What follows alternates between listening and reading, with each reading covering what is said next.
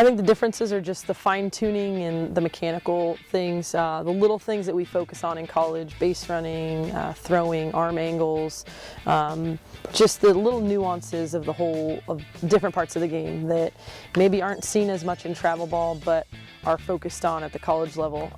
A few reasons are we get every day with our players, so we get to practice with them constantly and kind of focus on those nuances, whereas at travel ball you practice once, twice, maybe 3 times a week, and so it's harder to focus down to the littlest things when you don't get them on a daily basis, which creates, I think, that little difference between the college player and maybe the travel ball player, things that they need to learn when they get to the next level. And I think there's times that some of the girls that come in as freshmen don't realize what they don't know until they go through practices and different things that we talk about, and it's eye-opening for them to realize, wow, I didn't even think about those different things, different aspects of the game. But I think the advantage we have is getting them on a daily basis for an entire season. And in the fall for college, we don't play very much. We have 8 scrimmages the entire fall, and so our focus is really on individual workouts and team practices, and so we can spend all that time, instead of worrying about gameplay, we can build up to those things. And so we have an entire fall to work through things to prepare us for the spring.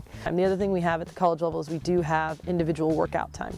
So the first month of our season in the fall is spent with small groups, 2 and 3 girls, and the coaches are out there all day, and they're out there for an hour, and we get one group of 3 or 4 girls for an hour, and then we get another group of 3 or 4 girls. So skill work and different things can really get down to very specific, very time-taking moments where we can actually do those things with a smaller group. But typically in a travel ball setting, you get an hour and a half to 2 hours in an evening with your entire team, and you have to make a lot of different things, and a lot of ends meet and a lot of different things, and get a little bit of everything in, instead of being able to really focus on those small skill instructions that we get the opportunity to do at the college level. So I think that's the difference, is just how fine-tuned the college athlete can be because of the opportunities we get.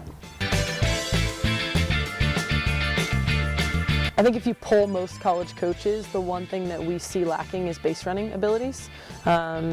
Athletes being able to keep their heads up in travel ball, recognize when to take pitches, balls in the dirt, taking opportunities to steal bases and those kinds of things. And those are things we really focus on at the next level that we have found are lacking somewhat at the travel ball level. So if I had advice for travel ball coaches, base running is huge for us at the next level. It wins games. We have a lot of 1-0 games. We have a lot of tight games, and just those little things, keeping our heads up and looking for things, and teaching the athlete how to look for different things so that they're not relying on us specifically, but being able to kind of think on their own and think on their feet and make decisions quickly.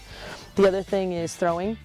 Between their throwing, just their typical everyday routine, strengthening their arm, making sure it's taken care of, making sure they have good throwing mechanics, and then as an infielder, different throwing angles. That's something that's been quite surprising when we get a lot of freshmen in the college level. They've never thrown at different angles, and so teaching them that it's like a clock, 12, 1, 2, 3, and teaching them how to throw from a different angle in different situations. So those are probably the 2, base running and just throwing techniques, throwing mechanics.